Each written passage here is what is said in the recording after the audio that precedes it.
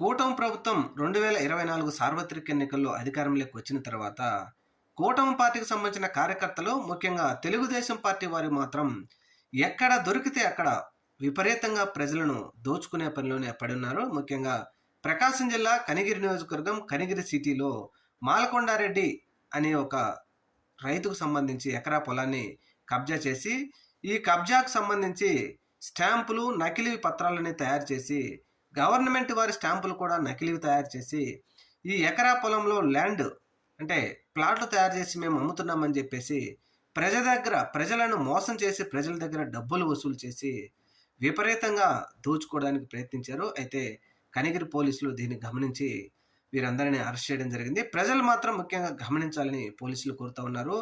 1,00,000కో 2,00,000కో స్థలమో Plato వస్తుందని ఆలోచన చేసి ఇలాంటి మోసగాళ్ళ చేతిలో మోసపోవద్దు.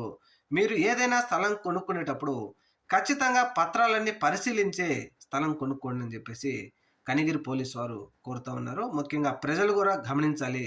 తక్కువకు వస్తుందని ఇలాంటి అధికార పార్టీ నాయకులు లేకపోతే కార్యకర్తలు మరెవరో చెప్పే మాటలు నమ్మి మోసపోవద్దు.